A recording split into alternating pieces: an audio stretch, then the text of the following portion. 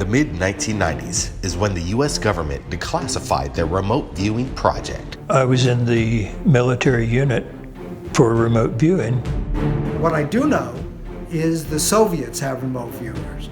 U.S. Intelligence and Security Command recruited psychic spying. So I taught my platoon to be totally stealthy. A top-secret task force implemented in Vietnam, known as the First Earth Battalion. Then I began to milk out all their paranormal skills. Is there a secret paranormal psychic war between the United States, Russia, and China? The issue of whether other countries like China would be using this to gather intellectual information from us and other countries is a real possibility. The downfalls of a secret spy program. General Stubblebine, he took me into the commander's office, got up in my face scowling. Did you kill my computers with your mind? The real men behind the men who stare at goats. We're being taught to believe there's fear, dangerous people, and it's all designed for us to get off our asses. What are the implications if our governments have no secrets to hide? Imagine a world where there's no need for secrets. That would be a true paradigm shift. In this special presentation, we'll be speaking with the top remote viewers in regards to the origin of remote viewing, where it is today, and what the future holds. The secret spy program, the men who weren't even there.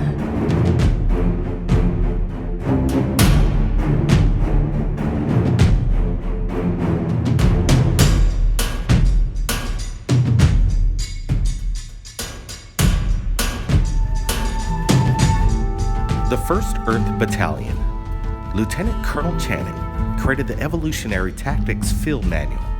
Its goal was a non-lethal and peaceful solutions to potentially change the shape of war as we know it and save lives in the process. He was known for his ability to imagine and illustrate the future battlefield and its advanced applications. Channon is portrayed by actor Jeff Bridges in his role as character Bill Django. How accurate really was the film The Men Who Stare at Goats? Was the 1st Battalion a secret paranormal force in the U.S. military? Is Jim Channon still working for the U.S. military or the CIA? These are some of the questions I wanted to find out. My name is Blake Cousins. I run a large YouTube channel in regards to the UFO and alien phenomenon. I consider myself a distributor of information to the public. With over 8 years of research into military programs, it's when I found out that Jim Channon lives on the Big Island of Hawaii. That's where I live. I decided to try and meet the man himself. I got the word. I had 3 hours to meet with Jim at his dwelling, located just 45 miles from where I live. So I called my production team, along with my twin brother Brent, and headed to the Kohala Coast. Destination, Artesia. Now I finally get the chance to meet the man himself, Jim Channon. I had many questions that I wanted to ask, so we got to it right away. So a couple of things happened along the way. One of them is I wrote Evolutionary Tactics, a field manual to bring out all the unknown intelligences in soldiers. And it was coming out at the time of the Whole Earth Catalog, which you could pass through. And the Army officers were passing through this Evolutionary Tactics manual. So here I break in a little bit to a mythology format. And beside that, for instance, I wake up one day and the phone rings and they say, Mr. Channon, we want to make a movie about your field manual. And it's called Men Who Stare at Goats.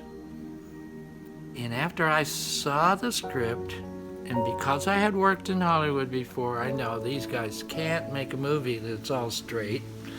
So I'm going to have to tolerate, 50% sight gags, and the rest of it. Jeff Bridges is going to play me. Hallelujah. We have to dream a new America that no longer has an exploitative. The Men Who Stare at Goats was inspired by John Ronson's non-fiction bestseller. The new Earth Army is changing the way wars are fought. A legion of warrior monks with unparalleled psychic powers can read the enemy's thoughts, pass through solid walls, and even kill a goat by simply staring at it? In this quirky dark comedy inspired by a real-life story, you can hardly believe it's actually true. I wanted to get down to the bottom of what the true Jim Channon is all about, and the role by Jeff Bridges, Build the Django. Jim insisted on giving me a tour of Artesia, which is a mini eco-village, dotted with a few exotic small buildings. In the amphitheater, we have 20 feet of topsoil, so you're able to go down and create this beautiful Jim also amphitheater. practices what he preaches, aiming for full sustainability and implementing permaculture, biodynamic gardening, ancient land practices, and social architecture to make the land not only self-sustaining, So here then, but a heavenly we experience. come out of this amphitheater with sort of microcultures, small plants, lots of rocks, the way the Hawaiians used to Jim's do them. first year as lieutenant colonel in Vietnam, he began to flesh out the early beginnings of the First Earth Battalion and its clairvoyant applications on the Go into battlefield. the Army, I see what happens in an emotional situation in a completely conflicted set of ethics, and at the same time I'm learning to sit in a deep forest for most of the time. So I became fundamentally welded to nature there, and then welded to the way we had to move through the jungle to find these so-called Viet Cong and search and destroy them. At the same time, so I taught my platoon to be totally stealthy. Then I began to milk out all their paranormal skills, and I had a whole set of sentient intelligences working with me. So I came home a year later with all but one of my guys, and we never had to kill an innocent villager. When did the psychic phenomenon known as remote viewing begin? And who started it? The late Ingo Swann was an acclaimed psychic, artist, and author for being the co-creator of remote viewing, and specifically the Stargate Project. The Stargate Project was the code name for a secret army unit established in 1978 at Fort Meade, Maryland by the Defense Intelligence Agency to investigate the potential for the psychic phenomenon in the military and domestic intelligence applications. Swann helped develop the process of remote viewing at the Stanford Research Institute, experiments that caught the attention of the Central Intelligence Agency, which was developed and tested with CIA funding. He is commonly credited with proposing the idea of controlled remote viewing, a process in which viewers would view a location given nothing but its geographical coordinates. For the past 30 years, the United States government has secretly trained a select corps of military personnel in the art of remote viewing, the psychic ability to perceive the thoughts of experiences of the others through the power of the human mind. Now, Lynn Buchanan, a world-renowned expert on remote viewing and its potential. He resides in Alamogordo, New Mexico. He was assigned nearly a decade to a clandestine U.S. Army intelligence group. Buchanan trained military personnel who utilizes the inherent psychic abilities as a data collection tool during the Iran hostage crisis and the Chernobyl disaster, including the Gulf War. Back in the early 80s, I was a sergeant first class in the Army working for the intelligence command. I was in Augsburg, Germany, and an incident happened, parts of which are still classified, so I don't usually talk about it. It cost the U.S. government millions in computers. Commanding General Bert Stubblebine of the U.S. Intelligence and Security Command came and got me, took me back to D.C. and wanted to form a unit that would do the same to enemy computers. General Bert Stubblebine has an impressive career, including being credited with the redesigning of the intelligence structure of the entire U.S. Army. This was apparently somehow accomplished without the man ever becoming aware of a 25-year-old CIA mind control effort that exploits thousands of unlisted personnel at locations, including the Army's Edgewood Arsenal. Stubblebine claims he was never into the mind operations program. However, he now believes mind control projects continued after the Congress ordered them halted in the 1970s. Congress said that smote of mind control, and they wouldn't do it because they had been caught in the 60s doing mind control on U.S. citizens. They really didn't want to have anything to do with anything like it again. He took me out to Fort Meade to this unit that had been doing something called controlled remote viewing. I had never heard of that before, didn't know what it was, but he just put me in that unit and said, "Here, you're going to learn to be a psychic." And you know, in the military, a general tells you that, yes, sir, I'll do it. I was in the military unit for remote viewing for the rest of my military career, which is very unusual because, you know, soldiers get moved. But I was there for the rest of my career and wound up being the trainer for the unit. Because it was a black unit that didn't exist, I officially didn't exist, and so I had to give up all rights to promotions and everything else, but it was worth it. Oh, it was fantastic. It's the most interesting job I've ever had. So I meet up in Woodland Hills to meet Marty Rosenblatt, one of the co-founders of the Applied Precognition Project. Since the methods of remote viewing were made available to the public, advances in techniques and technology have made dramatic improvements in accuracy. Utilizing his background in physics, understanding the role of precognition and empathy, he explains the role of consciousness and how humanity's collective mind can communicate across time. I first learned about remote viewing using that name in an article that was published in the IEEE in the early 1970s.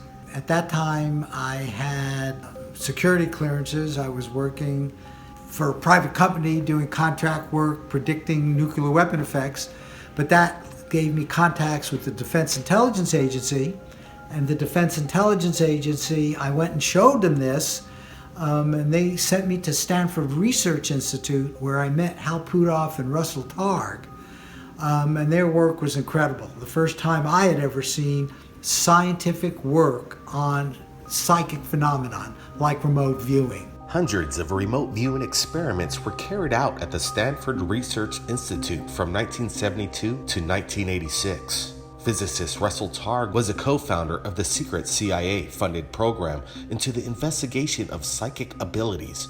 Hal Puthoff directed the CIA program and collaborated with Russell.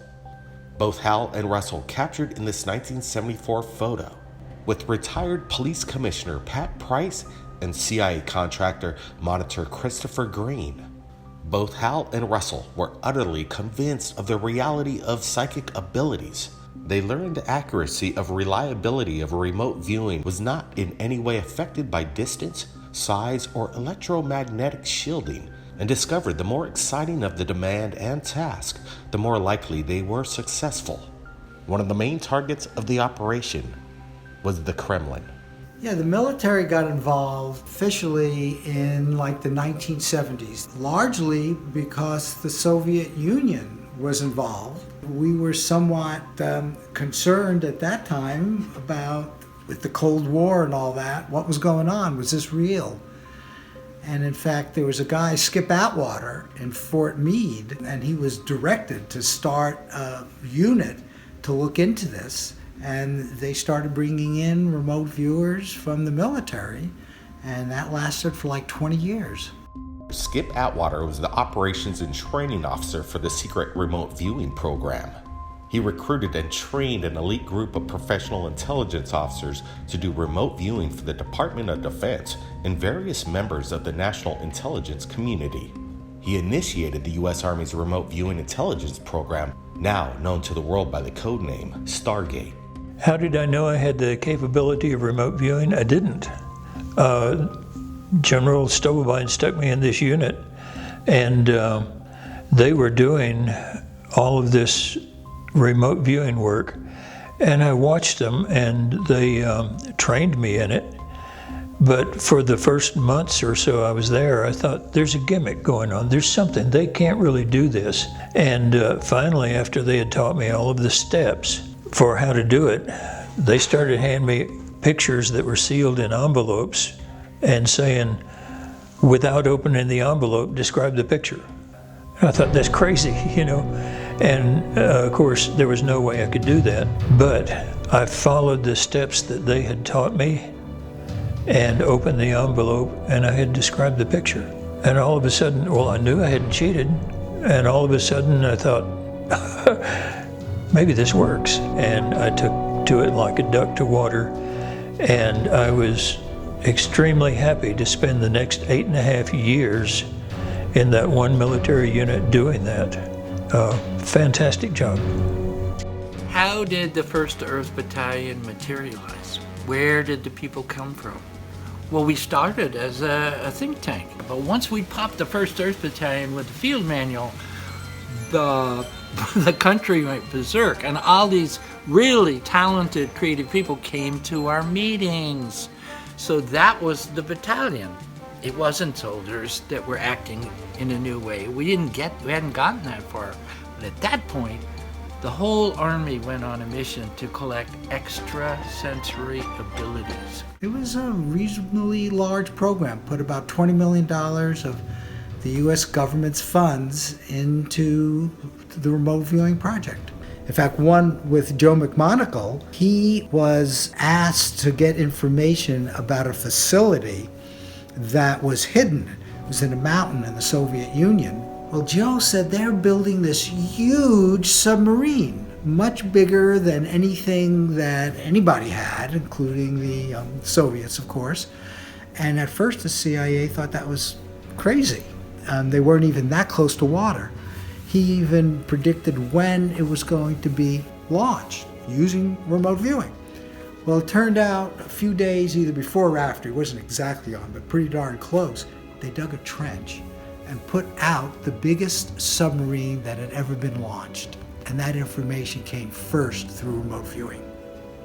Remote viewing kind of shows the ultimate connectivity in our world. We're all connected. When we accept the reality of the capabilities of consciousness, which include remote viewing, include precognition, include the ability to influence matter at a distance, that we'll be much better for it because the universe works that way. Science has in fact proven remote viewing. It's proven precognition using all scientific techniques. Guess what? Most scientists still won't believe it because it is so different, which is what makes it a paradigm shift. So you're saying right now that there's people within the military that could remote view into sensitive military factions from other governments? Yes. But what's not normally known is that you imagine one person has got this amazing ability to project themselves somewhere into the enemy territory, read the general's battle plan, and come back. 12 people do way better than one person. And they do it by layers, and it's a real protocol. One of the layers is sort of emotional. One of the layers is shape. One of the layers is color. And they go after these as a group, and then they do a great filtering process in order to finally pop out what they believe to be true. As far as what the government is doing now, I sincerely hope that they still have a project going. When you retire from a classified unit, they quit telling you things. And so I don't know, but it would be really dumb of the government not to have an ongoing project like this. The issue of whether other countries like China, but any country would be using this to gather intellectual information from us and other countries is a real possibility. It's hard to imagine that some countries would not do this. The kind of ethics involved when you see somebody else as your enemy and possibly doing the same to you, and we certainly know that there's a lot of cyber espionage, if you will, going on. I would have to think, and I haven't been thinking much about this, but now that you asked the question, I'd have to think that that is going on. Now, how successful are they at it? I don't know. And I hope, just like we have counter cyber, right, to stop hackers. I hope our government is in fact coming up with techniques to protect our information, because we're not through the paradigm shift yet where there are no secrets. As far as destroying the enemy computers, it was a great plan, and General Stubblebine was all set up to form a unit to do this, and it would have worked. The Russians were doing the same kind of research, and they were having success at it. We could have had success at it too, but Congress said, no, that smites of mind control, and we're not going to fund that because that's political death, you know, to any politician. And so they wouldn't fund it. And because they wouldn't fund it, it was a matter of money. In Washington, D.C., there are always two answers to any question you can ask. One is politics, the other is money. The politics and the money were both against such a unit, so it didn't happen. Human nature is going to have to change, because we do have some evil people out there. I have this faith, and there's some things you just can't prove. The good, once we accept that consciousness, that our own abilities are so incredibly powerful that there's no need for evil. The evil that we see, and it looks like evil, it is evil, perhaps can only be understood in this bigger concept of the ultimate good. As intellectual property and nuclear weapons become more dependent on computers, the vulnerability of governments to protect oneself becomes apparent. The CIA's mission was to apply psychic super soldiers to penetrate the enemy's electric grid, control networks, and the missile navigation data. At one point, Lynn Buchanan and General Stubblebine realized that this power is very real. I've always, since childhood, I was one of those poltergeist kids, you know, that I get angry, things fall off shelves and all that. Well, I had written a computer program for the computer systems, and I was to give a demonstration of the computer program. This other sergeant who had wanted that job and didn't get it, I was picked over him, came in while I was in combing my hair and making sure that there were no wrinkles in my uniform for the presentation. He came in and did something, and when I gave the presentation in front of all these generals from all these different NATO countries, I gave my little song and dance, and then I hit the enter key to start the program and demonstrate it, and the computer went out.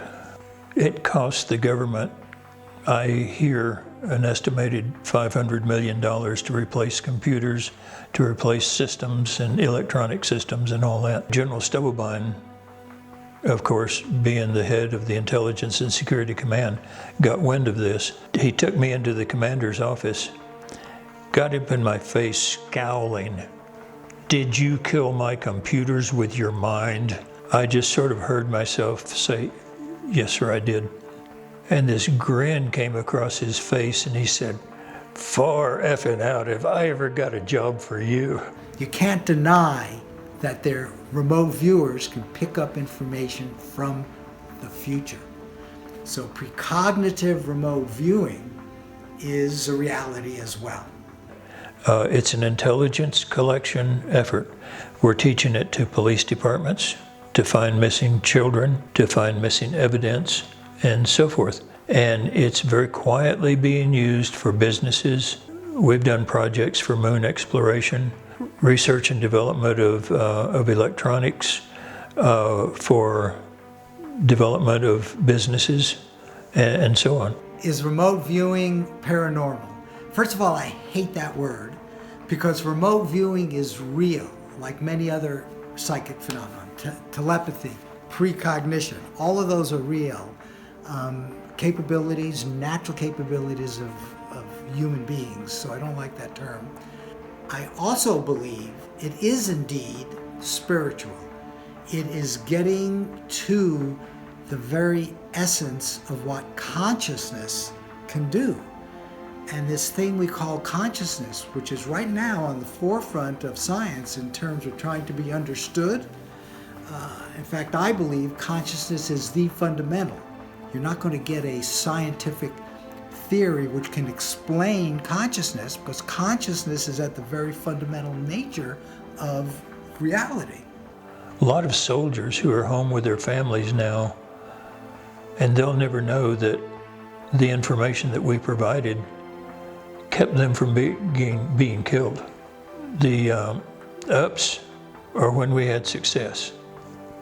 The downs were mostly when we had success in the remote viewing and nobody would pay attention, and because of that, nothing happened. One of the sessions I had done was Gaddafi. They were going to raid Gaddafi and try to kill Gaddafi. Air and naval forces of the United States launched a series of strikes against the headquarters, terrorist facilities, and military assets that support Muammar Gaddafi's subversive activities. 1986, United States bombing of Libya, codenamed Operation El Dorado Canyon.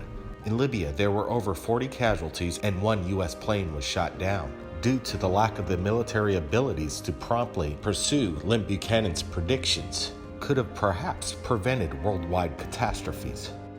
I predicted the Chernobyl meltdown 3 days before it happened, and I told them it was going to happen. Described the way it did happen, and nothing was done about it. When Saddam Hussein pulled out of Kuwait, I said, you've got to drive him to the west and then north, because if you drive him to the north, he's going to set fire to all these wells. And they said, oh, he wouldn't do that. Well, they drove him north, and he did. The applications of remote viewing go far beyond the battlefield. Are the remote viewers of today reaching out to a universal consciousness far beyond our Earth? Every thought that any sentient being, any person, any animal, anybody, anything that has consciousness here on Earth, anywhere in the universe, ETs, are all collected in this universe of collective consciousness. And what seems to be the reality is each of us has access to that entire UCC, Universal Collective Consciousness. We can go into it to get information from the future. In fact, that's one of the most valuable things about precognition. It shows that we can get information from the future that blows the normal concepts of time. We live in a universe which is really integrated into a oneness through this universe of collective consciousness. Do you think that the world's ready for alien visitation on a massive scale in front of the public eye? I think it's going to be done like any good movie is going to be done. On page 78 of the script, there's the reversal. And right now we're going through the reversal. We're being taught to believe there's fear, dangerous people, and it's all designed for us to get off our asses and do something. So it's a perfect drama. Why would they invent a civilization like this on a starship planet with so many dimensions, not to have a graduation? And you know what? They don't have to come in a big clunky ship. All they have to do is just appear sitting next to you as they join you in the fifth dimension, or you join them in the fifth dimension. Imagine having a kind of people who could live within the crust of a planet, you know? Well, it'd be really nice if they were big and strong and white so they could see each other down there, and they had some scales on them so that they wouldn't scratch themselves as they were moving through, and they had night vision eyes. So these terrible Dracos are perfect for an interterrestrial life where they have and create all the things they need. There's between the top of the surface and say 60 miles down, it's honeycomb. And every creature has a place.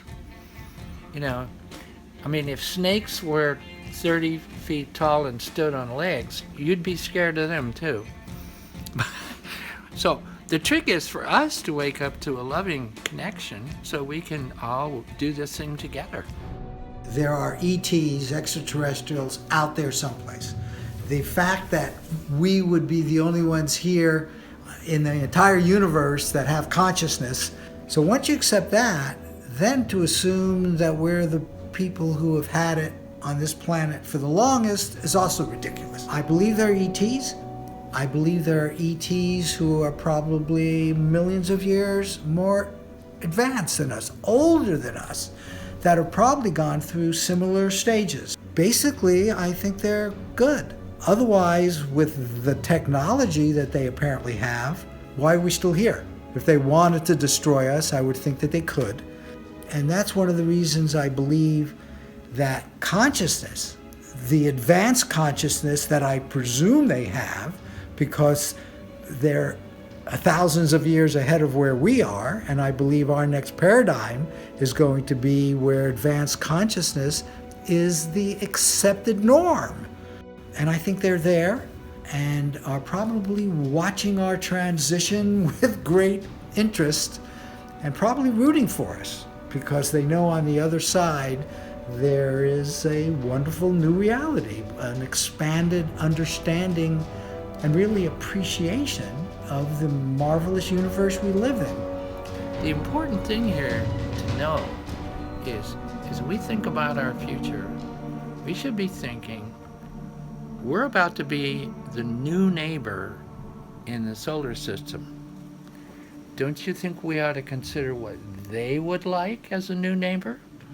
What would the behavior of the new neighbor be? And so I would say, taking care of their planet, well, I don't know if they're doing such a good job with that. My dream, and what I'm preparing the Army for, is to be at the watersheds with the veterans, to set up the starports so that aliens will know where to come, and then they get, the people in the country by the water will get the high-tech energy devices and all those other devices. And I think there's not a chance in hell that they won't melt the whole biosphere down with love, and that's what I think is going on right now. They will use like 6 days of sweet music coming from we don't know where. And I've actually written that landing scenario, and so my guides can at least, because you know, if somebody on planet Earth doesn't have the consciousness, they can't give us the results. We have to earn the consciousness before they can operate with it. So this would be a series of atmospheric, musical, temperature shift, smells for kind of 3 days, and then certain things would appear, I think. And they could appear in the country first, that's good. They could appear at the indigenous tribal places first, that's good. All I can say is they're not going to pull this off without having arranged the biosphere to be the most beautiful, soft, warm, loving container they can possibly make out of it. So you're starting to feel it change right now. And if you're not playing with that new feeling, I think you ought to try, because you want to get plugged into the spiritual dimension as soon as you can, so you're not panicked. You know, if you see some blue person arrive with the newspaper in the morning, yeah, no, the universe is not going to all this trouble with not having a great ending, and we're now going through the reversal in the third act, where we think all is lost. No, Oil Can Harry is back out there, and he's got Pearl Pierheart on the railroad track, and here comes the train. Yeah, and this is a faith test, guys and gals. So open up, get your heart in shape, stay out of here as much as you can, stop talking shit about each other, and don't be afraid of any one group. We're all responsible for the mess we're in, and we all have the ability to help us get out of it. Now, think about what consciousness is. Consciousness is sort of a non-physical thing. The difference between the brain and the mind. And consciousness, remote viewing, show that these connections go much deeper than we usually take for granted in terms of what's possible. Remote viewing shows that you can get information from a distant, and distance includes space and time. You make connections with people in the past, in the future. remote viewing kind of shows the ultimate connectivity in our world. We're all connected. We're all one. That's spiritual. And consciousness really is the thing which binds us all together. So, after I left the Army, I found out that they had a name for me. It was called the Lightning Rod. And I think it stems from an experience at Fort Knox, where after collecting my material about the all this lovely technology, I said, this would be better as a mythology. And so the name, as I was flying to Fort Knox, on the plane, I got the word, the First Earth Battalion. It was just delivered to my head. So when I got there, I said, I'm not giving these guys another death by PowerPoint pitch, giving them the data. This type of tool, that type of tool, bullshit. That was not gonna, culture eats strategy for breakfast. So I'm standing there and they say, Colonel or Major Channon. I was a Major Channon. Would you give us your report on your trip through these esoteric technologies? And I said, I'm not giving you an information briefing. Join me in the Officers Club on Wednesday night, and I will take you into a ceremony where you will see all these ideas put into real effect so you can feel them. And they just sort of went, no, California has been working on this guy. So sure enough, on Wednesday, they come in, I'd have them take off their shoes. I have the back of the Officers Club, all the lights down, some plastic plants in there, a candle on a $1 bill in the middle of the room. And I said, gentlemen, we're about to enter a ceremony. We will give resonance to the field we're in by saying the mantra, E for the earth. Ready?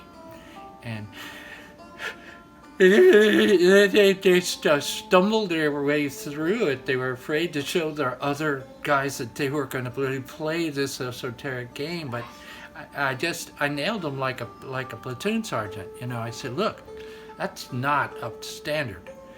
This time, take a breath, if you will, before we make this sound. And they did. And it came out, and if you know anything about sound, it unifies the energy field. So then I had Colonel Mike Malone come out and do a black belt karate dance, a kata. And then they went, okay, this is real soldier stuff now. Now we're back into them. Then I told them the story of the $1 bill, and eventually I began to say, you are about to join the First Earth Battalion. This is our new world. And I gave them the rationale for that. And then they all kind of quietly walked out. Next day I go into the conference room. I'm standing outside, about to go in. As a guy out there says, he's Colonel Channon, you're not to go in. And I could hear inside they were going, and I thought, oh, I've gone too far this time. And then the doors open, and the guy says, Colonel Channon, report. And I know that sound, so I went in and I stood at attention. The room was at attention, and they read me the orders, official orders, and I can show you a copy of them, that I'm to be the commander of the First Earth Battalion, to go forward in space and time and dare to think the unthinkable. And that was the pop. And I'm still doing it, because I'm still on orders.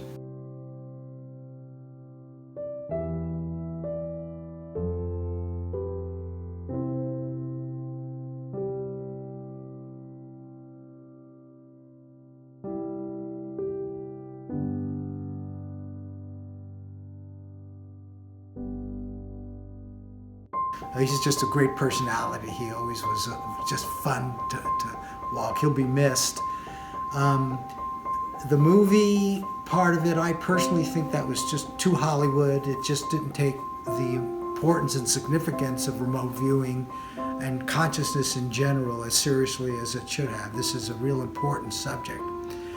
But I think the thing that I will remember him most for was his aggressive work in really wanting to lay out a place where ETs would land to make contact with Earth. I mean, you know, a lot of us more and more coming to just accept that ETs are out there somewhere, but he basically invited them in. And that's remarkable, and I just have great respect for him for doing that in a very open way. I was very sad to hear that Jim Channon had died, and you know, I guess the way he had died would be the way he would want to die, just to keel over.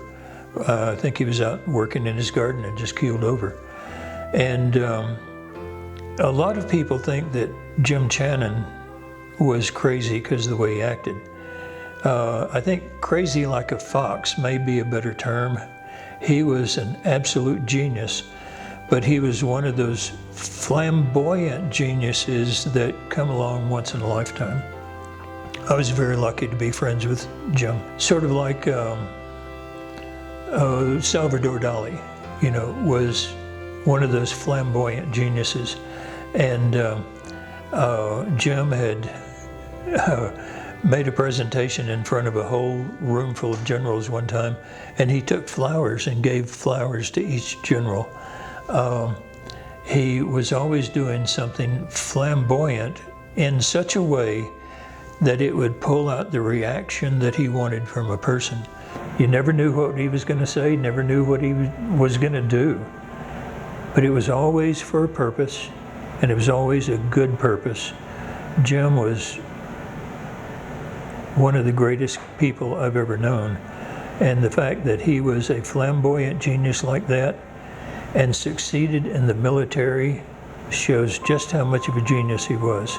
Fantastic man. When he died, I think one of the brightest bulbs in the Christmas tree of life burned out. It was 2010-2017 when I was notified of Jim's passing. It came to a shock to all of us. We miss him dearly. We were deep into the project. Little did I realize the second interview with Jim Channon would be the last time I would see him. He had a lot of things to say that goes far beyond remote viewing. It's spirituality, it's lifestyle. What you're about to see is what makes Jim Channon an endearing figure in the world of remote viewing and beyond.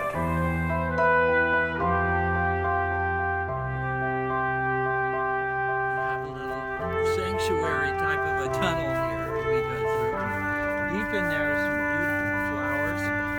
This is all meant to be pretty semi-wild. You know, a little outdoor place to be by this temple over here.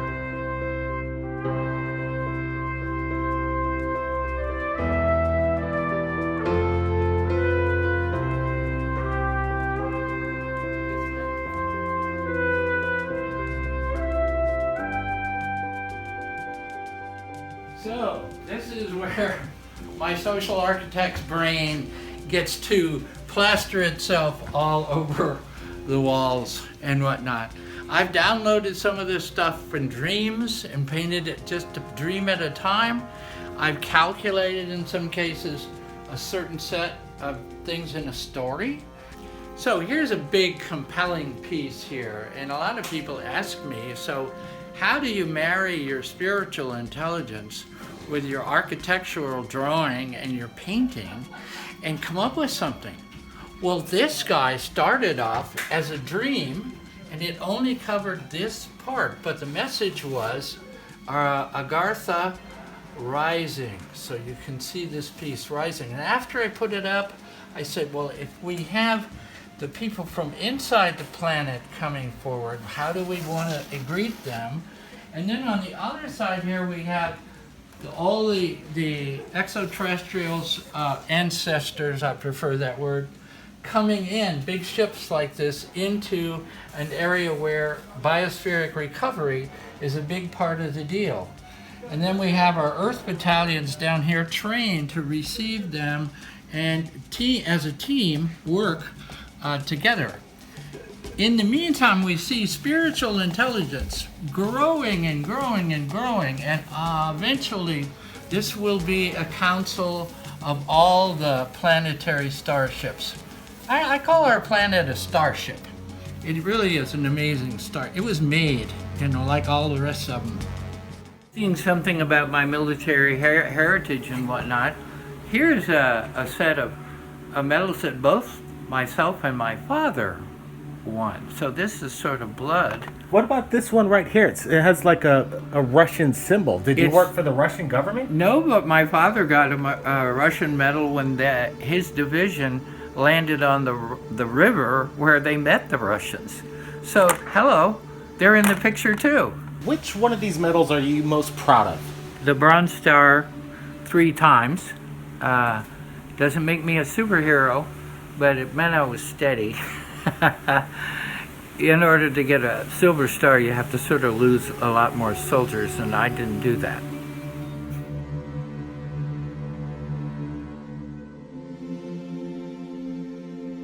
All right, Jim, can you tell us about this soldier here? Yes, this is first day of combat, first man shot. Got him on a helicopter in 4 minutes, and but I noticed he needs a little touch-up. So he's your first soldier that you lost on the battlefield? Yes, first and last. You only lost one soldier that was under your command. In 319 days of search and destroy, I lost one soldier, and I never shot an innocent civilian. So, this is a Balinese version of Rama, who's a Hindu god, but the Balinese know how to do things a little more sweetly, and I know how to make the statue look better by highlighting the parts that are a little bit mildewed. But look at that, it pops right out. Okay, Jim, I know the movie was quite controversial, but I want to ask you, why did they not use your name, Jim Channon, and they went with the Django? Blake, that was my choice. I only had the first screenplay in my hands, and from what I could tell, we didn't need to incriminate soldiers and officers and scientists who had stuck their neck out this far to be creative by having Hollywood make another sort of, joke out of it. No, enough Sergeant Bilko. At the end of the movie, they portray you as escaping from a military base in Iraq and putting LSD in the food, and this was your escape opportunity. Was this real? No, they just made up, that was sort of any site Middle East, any army compound Middle East, but it was hilarious, and so it's good. Yeah, but me, kind of fat, shirt out, sipping things that dribble down my face, acting sort of out of it, not accurate. They kind of made you look like a klutz.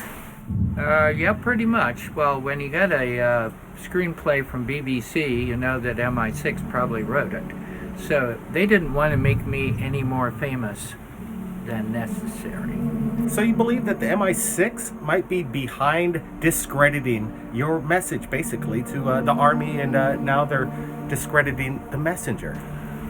You don't have to study the broadcasting world very long to find out that BBC and MI6 are pretty much the same thing, and they've been in the business of defaming people they wanted to for a long time. The public needs to know is the Army has no value in going around and spending time killing goats. If you can make somebody go unconscious for 2 hours, which might have been a real objective, then you can walk into the place you want to walk into, do your business, come out, and they wake up okay. It was a peaceful incursion. That's the idea.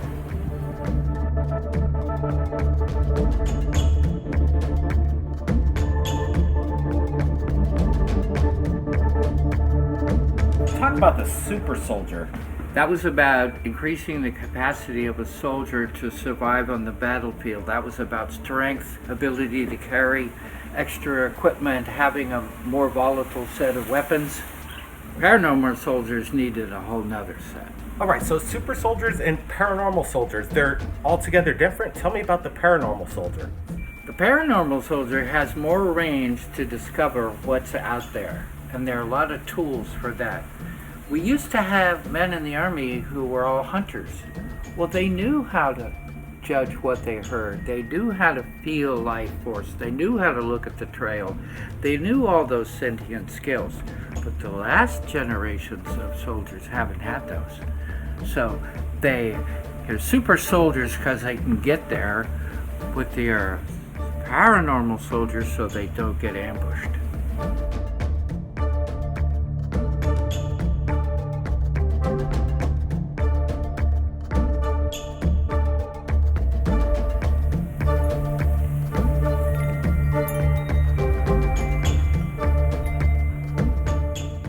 There's been rumors stated that the military is preparing for a major false flag, a fake alien invasion, using possibly holographic imagery to deceive the public. Have you heard anything about this? Should we worry about this? Of course, part of the military, Air Force, Army, are all aware of what might happen if things change.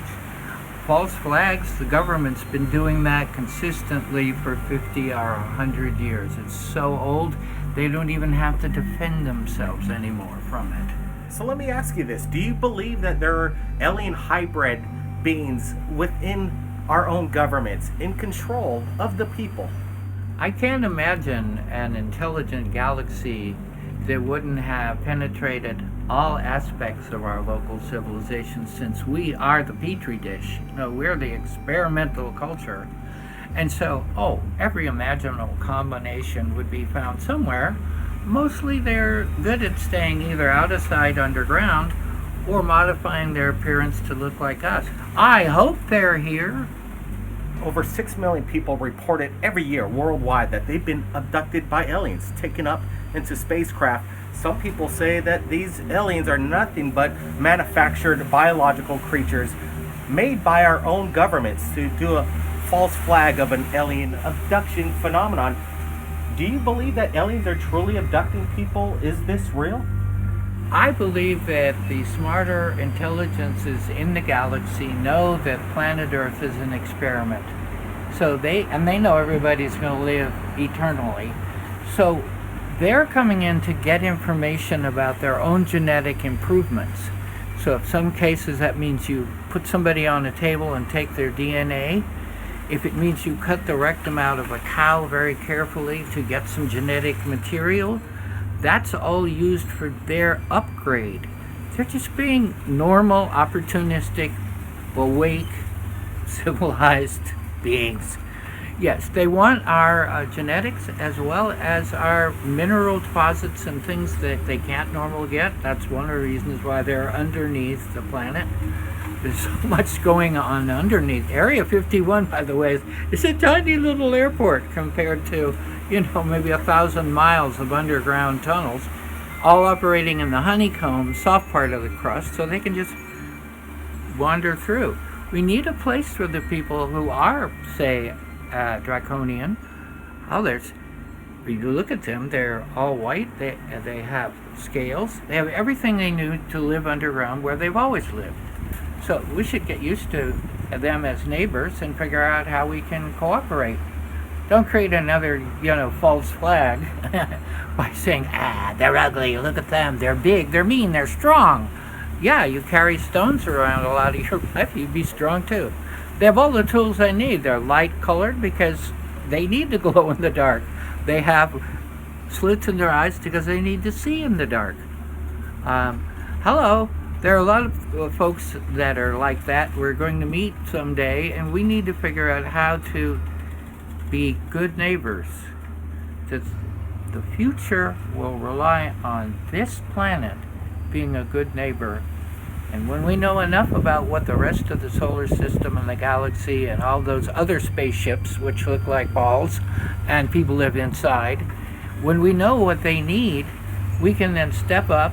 And I think what we step up with, we have 1,000 cultures on this planet. We have many genotypes and phenotypes, animals.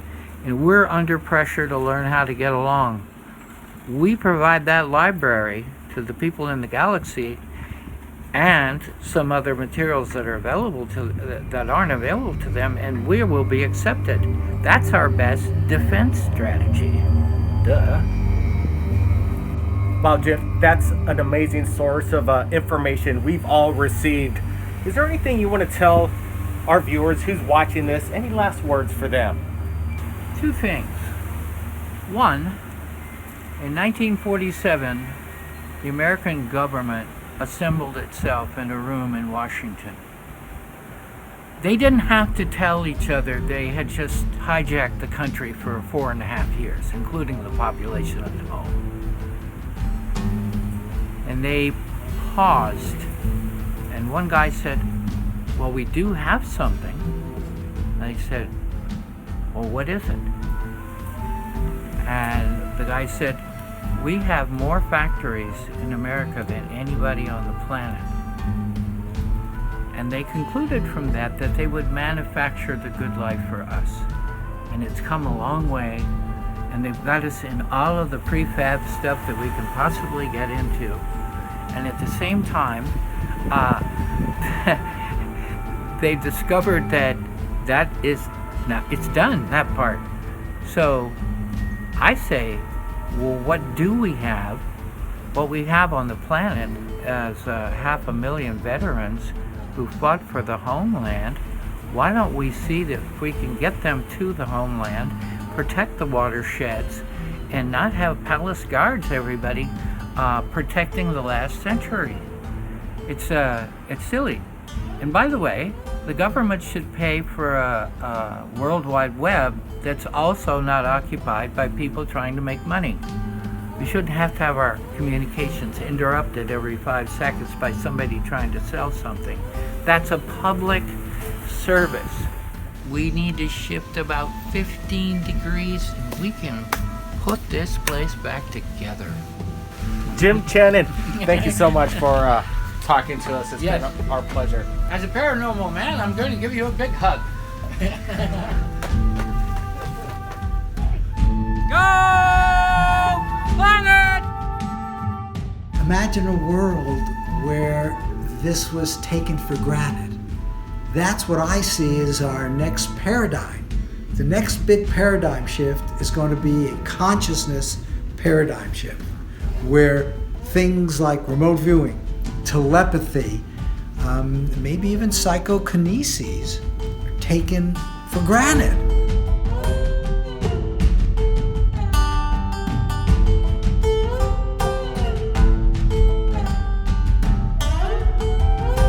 It's a step-by-step process. Back when they started giving me pictures in envelopes, there's no way I could have told you what was in those envelopes, but I followed the steps they had taught me, and it worked.